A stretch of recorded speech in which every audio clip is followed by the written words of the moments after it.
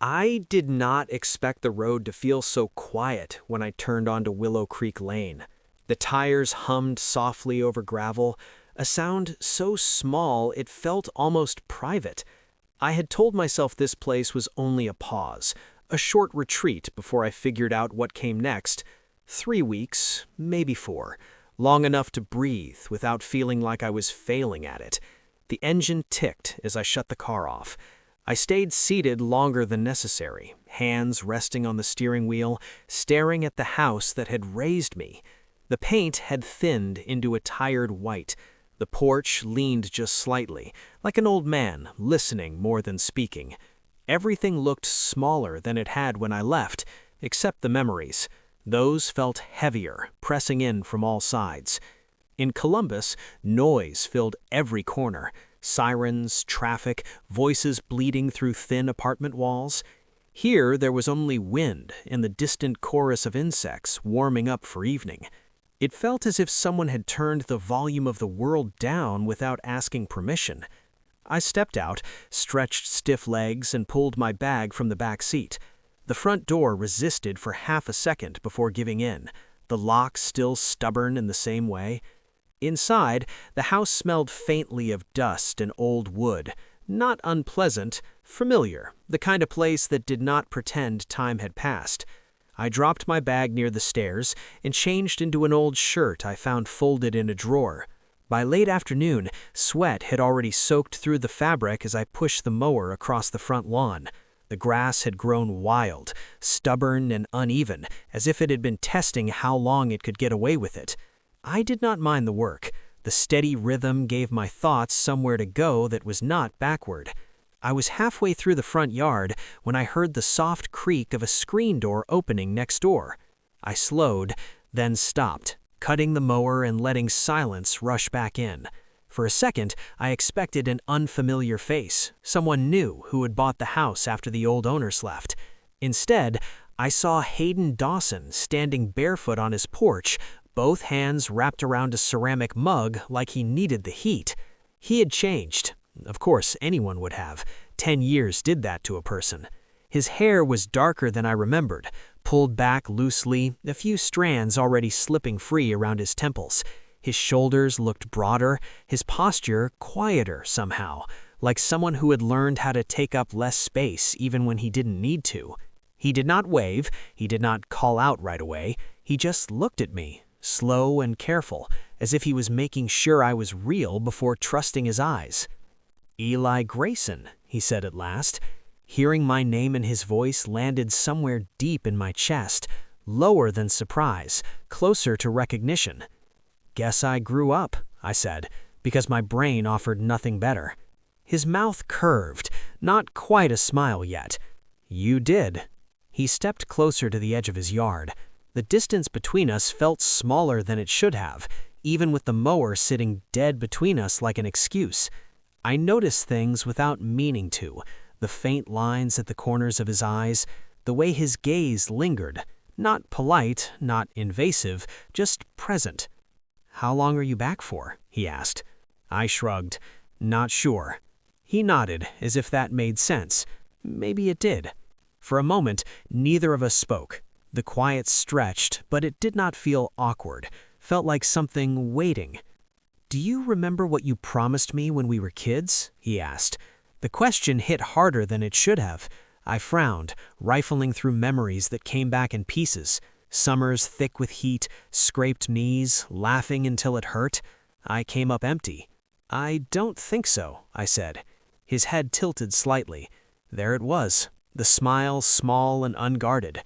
"You were 10, he said.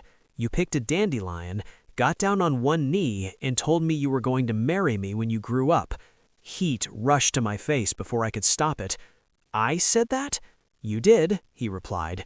"You said I wouldn't be sad anymore if you did." I opened my mouth, then closed it again.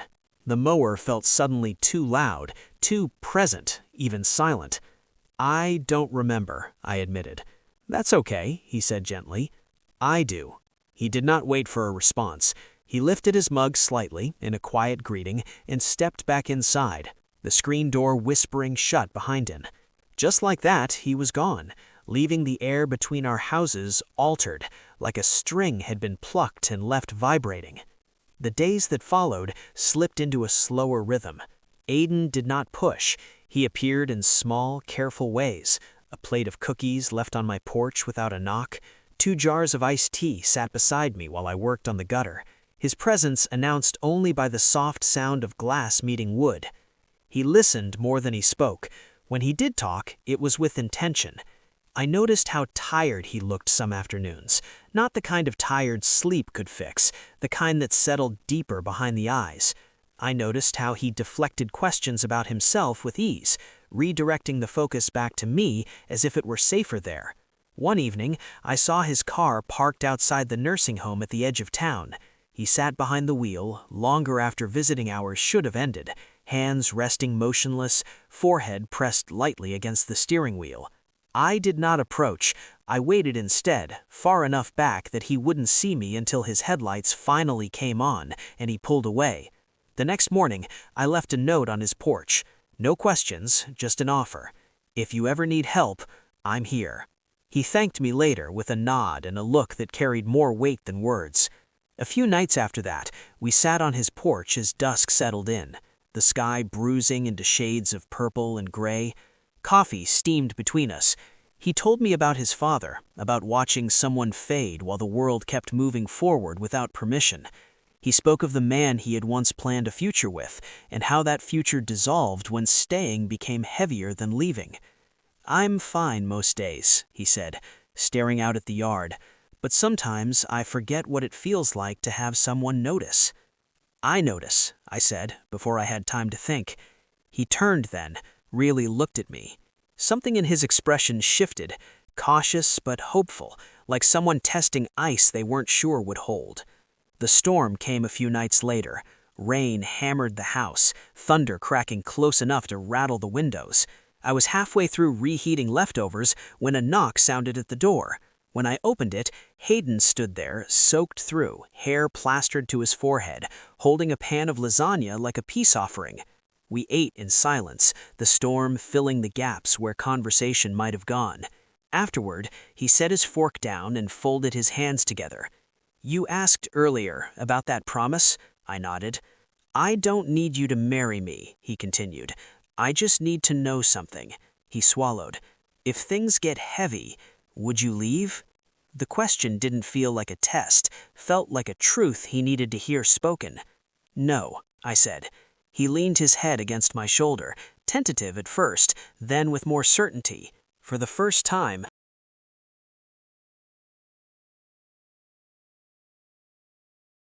since I came back, the house felt occupied in a way that mattered. Later, we ended up on the couch, the storm still raging outside. At some point, without discussion, sleep claimed us both. I woke before dawn to find him curled beside me, his hand resting lightly against my chest, as if even in sleep he was checking to see if I was still there. The morning was quiet after the storm. Hayden was gone when I woke. No note, just an empty glass by the sink, washed and left to dry. I stood there longer than necessary, replaying the weight of his head on my shoulder, the sound of his breath evening out beside me.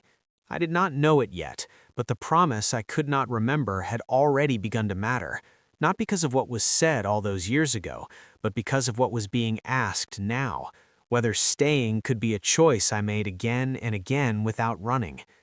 The morning after the storm felt thinner somehow, like the air had been stretched and not yet settled back into place. I woke on the couch with a dull ache in my neck and the faint smell of rain still clinging to the room. For a moment, I did not remember where I was.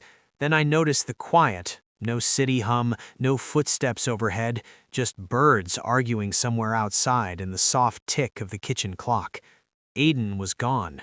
There was no note, no message, nothing dramatic to mark his absence, only an empty glass by the sink and the lasagna dish washed clean, set carefully on the rack, as if order itself were a kind of apology. I stood there longer than necessary, staring at it, trying not to read meaning into something that might have meant nothing at all. I told myself not to overthink it. He had asked a question, I had answered. People still had lives to return to in the morning. Still, when I stepped outside, my eyes drifted to the house next door without permission. The curtains were drawn, his car was gone. The day filled itself with work. I fixed the loose porch rail my father had meant to get to years ago. I patched a section of roof that had been leaking since the last heavy rain. My hands stayed busy, but my thoughts refused to follow. Every sound from next door pulled at my attention, even when there was nothing there. Hayden did not appear that afternoon, or the next. When I finally saw him again, it was late in the evening, 2 days later. I was taking out the trash when his car pulled into the driveway. He moved slowly as he stepped out, shoulders tight, posture closed in a way I had not seen before. For a second, I considered calling out to him. I did not. He glanced up and caught sight of me anyway. Our eyes met across the space between the houses. He smiled, polite and careful, like a habit he had not yet broken. He lifted a hand in a small greeting, then turned toward his door. That was it. Not cold, not distant, just restrained, as if he had wrapped himself in something fragile and was afraid one wrong move might tear it. The pattern continued. Early mornings, his car gone before sunrise. Late nights, headlights returning after dark. When we crossed paths, we spoke easily enough, but something unspoken sat between us, heavy and waiting. I did not push. I had spent too much of my life running the moment things became complicated. I was not going to make the opposite mistake by forcing him to talk before he was ready. Instead, I worked. I took on extra hours with a small construction crew in town. Honest work, hard on the body, quiet on the mind. The kind of exhaustion that left little room for spiraling thoughts. My hands blistered, then toughened. My muscles ached in a way that felt earned. Hayden stayed present in the background of my days, even when we were not together. His porch light coming on at dusk, the soft glow from his kitchen window late into the night, the knowledge that he was close enough to hear if something went wrong. A week after the storm, I was hammering a loose board along the fence line when I heard his voice behind me. "You do not have to fix my fence, Eli." I turned. He stood a few steps away, arms crossed loosely, wearing an old hoodie and jeans. His hair was pulled back, but loose strands framed his face. He looked worn in a way that went beyond lack of sleep. "I am fixing mine," I said. "Yours just happens to be in the way." His mouth twitched despite himself. "You always were stubborn." "So were you," I replied. He stepped closer, then stopped, as if unsure how much distance was safe. "I am sorry I disappeared," he said quietly. "I got scared." I set the hammer down and faced him fully. "You do not have to be brave all the time." His shoulders sagged a fraction, like something had loosened. "I have been the one who doesn't get left for a long time," he said. "It's easier that way." "I'm not asking you to decide everything right now," I said. "I'm just asking you not to decide for me." He looked at me then, really looked, as if searching for something solid enough to stand on. "I don't trust easily, I know. But I'm still here." The words settled between us, simple and unadorned. He exhaled slowly, the tension easing from his frame. From that day on, we stopped pretending nothing was happening. It wasn't dramatic. There were no declarations, no labels, just small shifts that added up. Coffee on my porch in the mornings, sometimes silent, sometimes filled with easy conversation. Dinner shared between houses, plates passed back and forth without keeping track of who owed whom. His jacket appearing on the back of my chair, my boots by his door. Some nights we talked until the stars faded. Other nights we sat together without speaking, close enough to feel each other breathing. The quiet felt earned, not empty. One Sunday, he asked if I wanted to come with him to the nursing home. His father was having a good day. He smiled when he saw us, reached out with hands that trembled only slightly. He shook my hand, called me son, and asked if he knew how to fix a tractor that hadn't run in years. I promised I would take a look, and he laughed like that answer pleased him more than the solution ever could. I felt Hayden watching us, his gaze soft and fragile, like he was afraid the moment might disappear if he blinked. "He used to call my fiancée that," Hayden said quietly, later as we sat in the car. "I'm not him," I said. "I know," he replied. He said it like a truth he was still learning how to hold. Fall settled around us, slow and unhurried. The air took on the smell of damp leaves and wood smoke, the kind of season that encouraged reflection whether you wanted it or not. One evening, Hayden brought over a small wooden box and set it on my kitchen table. Inside were old photographs tied with string. On top was one of me at 10 years old, kneeling in his backyard, holding out a purple plastic ring. On the back, in handwriting I barely recognize as my own, were the words asking if he would marry me when I was grown. I kept it, he said, not because of the promise, because that was the day someone chose me. I looked at him across the table, at the man who had carried so much on his own. I'm not keeping a kid's promise, I said. I'm making a new one. His breath caught. I continued before I could overthink it. I can't promise forever, but I can promise today and tomorrow and the next one, as long as I wake up wanting to be here. He crossed the room and sat in my lap, holding on like he had been waiting to let go. We kissed then, slow and careful, interrupted once with laughter when our noses bumped. The second kiss lingered longer, steadier, filled with intention. That night, we slept tangled together, limbs awkward, blankets stolen and reclaimed. At some point, he mumbled something about me being a furnace. I told him to stop stealing my pillow. We both smiled into the dark. Winter crept in early, smoothing the space between our houses with quiet white. Life settled into something steady, not perfect, just real. Some nights were hard, days when his father didn't recognize him, days when grief arrived without warning. On those days, I did not try to fix anything. I cooked, I listened, I stayed. And each time I stayed, the promise I had once forgotten grew a little more solid, not because it was easy, but because it was chosen. Drained from his frame. That night, he slept all the way through until morning. His hand curled into the fabric of my shirt as if anchoring himself there. The next few days were quieter than usual, not distant, just subdued. He smiled when I came over. He laughed at the right moments, but there was something held back behind his eyes, something measuring the ground beneath his feet. I did not rush him. The question came a week later, on a night when the snow fell thick and steady, muffling the world into something small and contained. We were sitting on the floor of my living room, backs against the couch, a shared blanket pulled over our legs. The room smelled faintly of wood smoke and clean cotton. Outside, the wind rattled the windows, impatient and persistent. "Do you ever regret coming back?" Hayden asked. I leaned my head against the couch and considered the question. The city rose up in my mind for a moment, the job that drained me, the apartment that never felt like mine, the relationship that had ended with words meant to sound kind. "No," I said, "not once." He nodded, but his gaze stayed fixed somewhere beyond the room. "Sometimes I worry you will wake up one day and realize this is too small for you," he said quietly. "That I am." I turned toward him fully, shifting the blanket aside. I took his face in my hands, grounding myself in the warmth of his skin. "You are not small," I said. "You are the bravest person I know." His breath hitched. He laughed softly through it, a sound halfway between relief and disbelief. "You say things like that so easily, because they are true," I replied. He looked at me for a long moment, then leaned in and kissed me. It was not rushed, it was not tentative either. His mouth was warm and sure, the kiss deepening slowly, as if we were both testing the strength of it.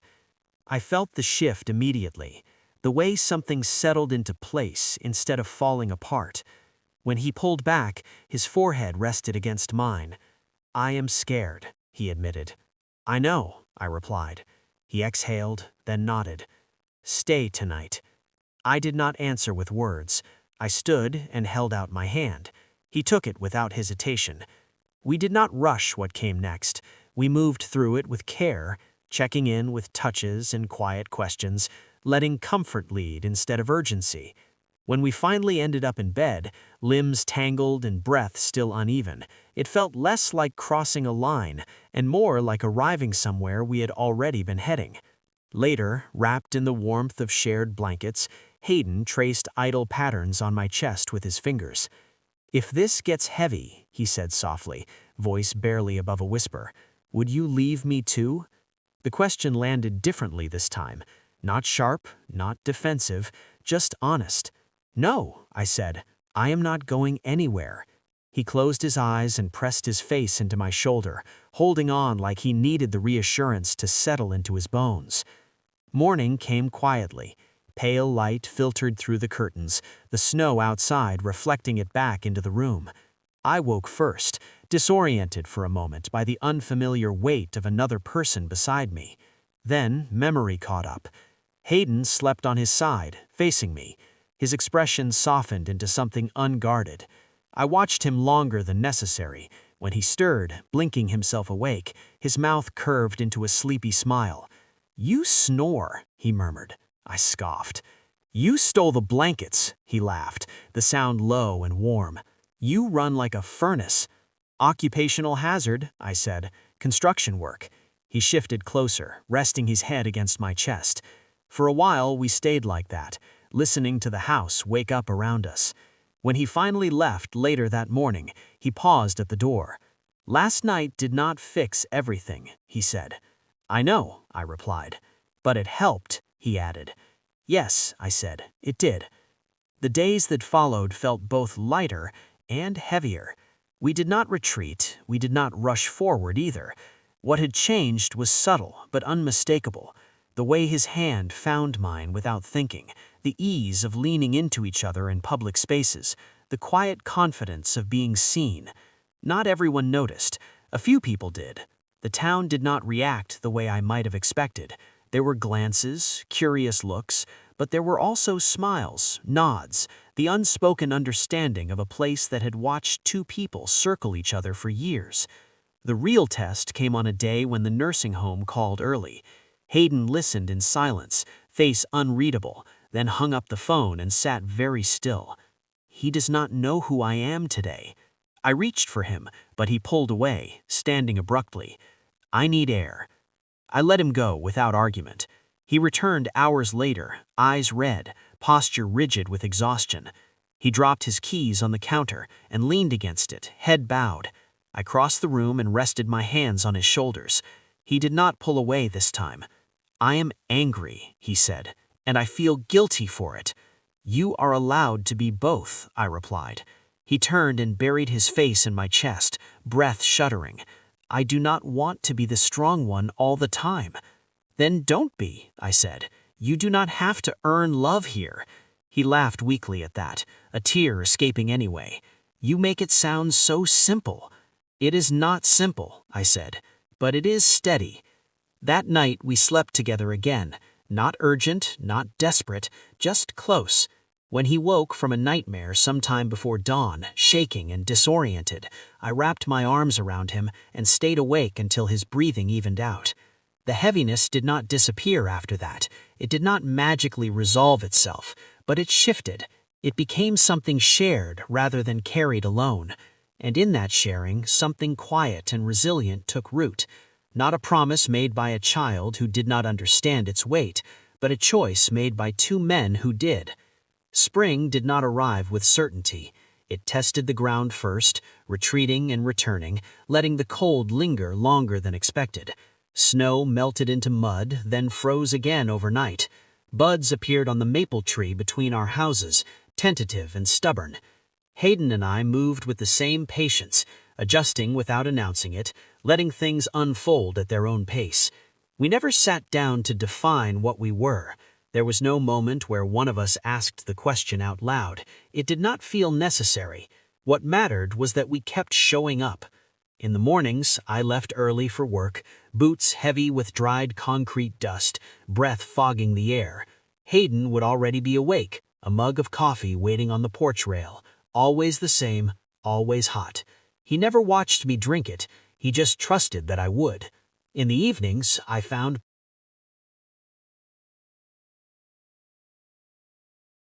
him in different places. Sometimes at the nursing home, sitting beside his father, reading aloud, even when there was no sign of recognition. Sometimes at his kitchen table, papers spread out, glasses perched low on his nose, hair slipping loose from whatever restraint he had used that morning. I would sit across from him, sometimes speaking, sometimes not. He liked knowing I was there, even when we did not talk. We learned the language of each other's quiet, which silences meant peace, which ones meant something had been pulled too tight. There were changes that felt small, but were not. His jacket stayed on the back of my chair more often than not. My toothbrush appeared beside his without comment. When one of us cooked, it was assumed the other would be there. We shared groceries without keeping track, shared space without asking permission. One afternoon I came home to find Hayden asleep on my couch, a book opened and forgotten on his chest. The light from the window cut across his face, softening lines that carried too much responsibility. I stood there longer than I meant to, taking in the simple truth of him resting unguarded. When he stirred, blinking up at me, he smiled, without thinking. "You're staring," he said. "You were asleep in my house," I replied. He stretched slow and unapologetic. "You let me." I did, and I kept letting him. We started doing ordinary things together. Grocery runs, yard work, fixing things that had been broken long enough to be ignored. On one of those afternoons, a neighbor waved as we worked side by side along the fence line. Hayden hesitated, then reached for my hand, fingers lacing through mine like it was the most natural thing in the world. No one said anything. The sky did not fall, but something shifted inside him. Something that eased when he realized the moment could exist without consequence. That night, he kissed me first. It was not dramatic.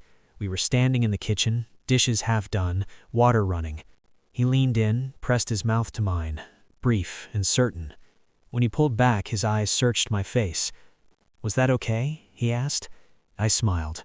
"You did not even let me dry my hands." He laughed, relief brightening his expression. "I will make it up to you."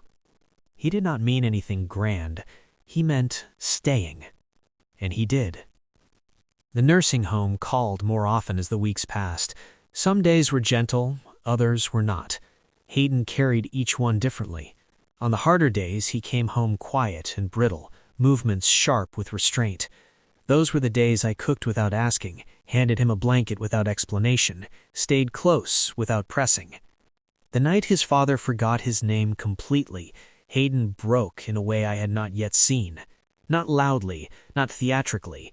He stood at the sink, staring at nothing, tears slipping down his face without sound. I wrapped my arms around him from behind, resting my chin on his shoulder. He leaned back into me like he had reached the edge of something and found solid ground instead of air. "I do not know who I am without taking care of him," he said.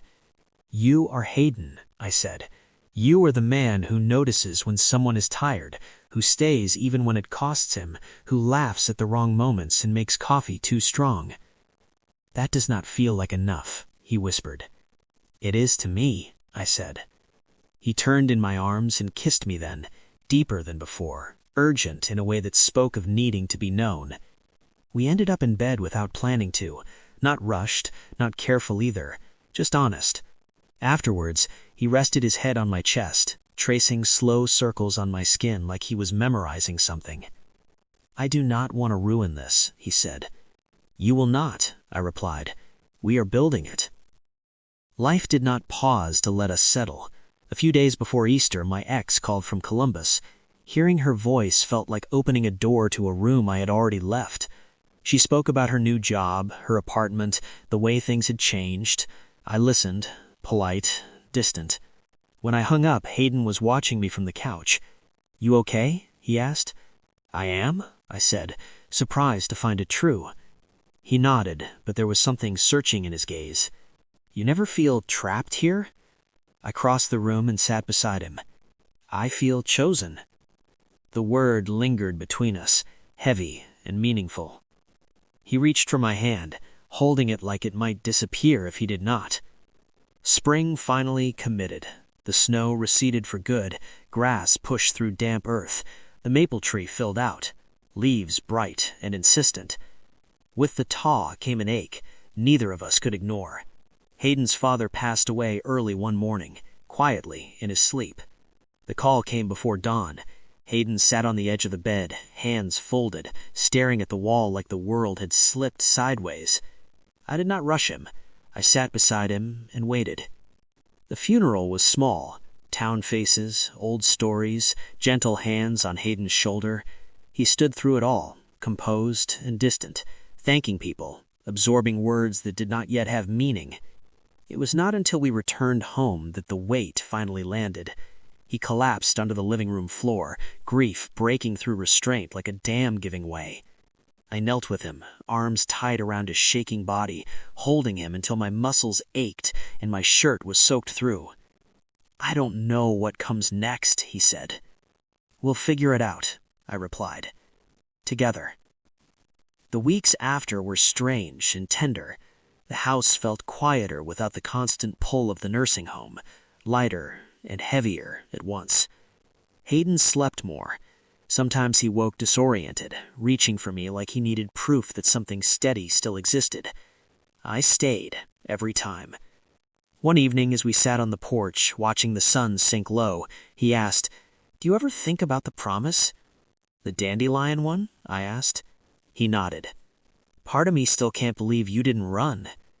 I took his hand. "I stopped running when I came home." He was quiet for a long moment. Then he leaned his head against my shoulder. The gesture easy now, unguarded. The space between our houses no longer felt like a boundary, felt like a shared history, finally claimed. We had not named it. We didn't need to. What we had was built from mornings and evenings, from grief and laughter, from choosing to stay, even when staying was hard. And in that staying, something stronger than any label took shape.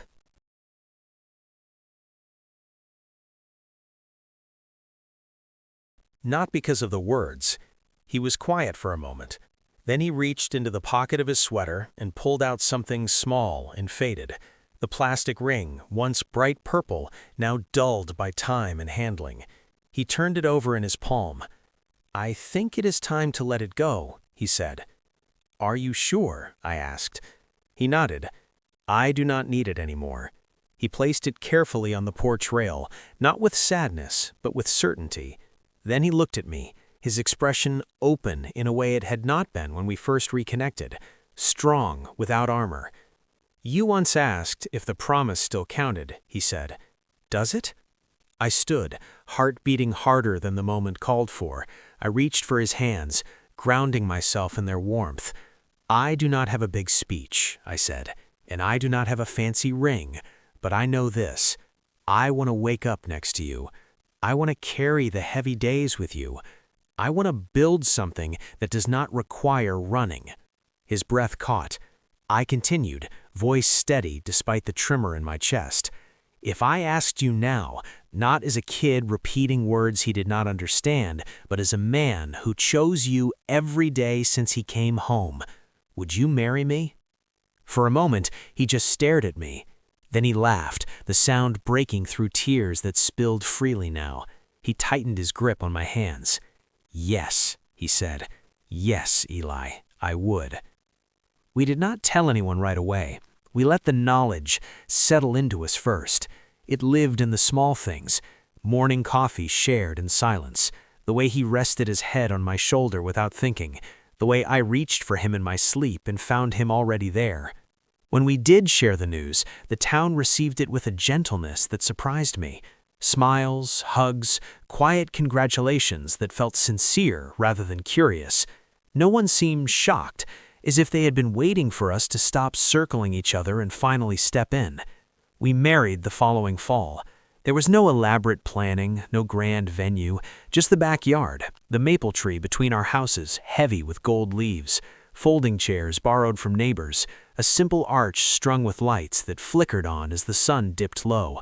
Hayden wore a dark suit that fit him like it had always belonged there. I wore my best jacket, the one that still smelled faintly of sawdust no matter how many times I cleaned it. When he walked toward me, steady and smiling, something in my chest loosened that I had not known was still tight. The ceremony was brief. The words were simple. When we exchanged rings, his hands shook just slightly. Mine did too. Afterward, there was laughter, food laid out on long tables, someone's dog tried to steal a sandwich and succeeded. Children ran through fallen leaves, scattering them across the yard like confetti. Music played softly from a speaker someone had brought without asking. At one point, Hayden leaned close and murmured, "This feels like us." "It is," I replied. That night, after the guests left and the lights dimmed, we lay together listening to the wind move through the trees. He traced slow circles on my arm, familiar and grounding. "I used to think love had to hurt to matter," he said quietly. "It does not," I replied. "It just has to stay." He turned toward me, pressing a kiss to my shoulder, then my collarbone, then my mouth. It was unhurried, warm, full of the kind of certainty that comes from shared history rather than fantasy. When we finally slept, it was with the deep rest of two people no longer bracing for loss. Years later, I would think back to the boy kneeling in a backyard, holding out a plastic ring and making a promise he did not fully understand. I would think about how some vows do not demand perfection, only patience, only the willingness to grow into them. Some promises take a lifetime to become real. This one did. Some stories are not built from grand gestures or perfect timing. They grow quietly, shaped by ordinary days and the choice to remain when leaving would be easier. Eli and Hayden did not find each other by chasing something new. They did it by returning, by standing still long enough to see what had always been waiting. Their love was not defined by a promise made in childhood, but by the courage to remake that promise as adults, to choose presence over escape, to carry grief without letting it harden the heart, to believe that being seen and being chosen can exist at the same time. In a world that often teaches people to brace for loss, their story offers something softer and braver. The idea that healing does not arrive all at once. It arrives in shared mornings, in quiet hands held during heavy days, in laughter that survives sorrow. Not every promise needs to be remembered to matter.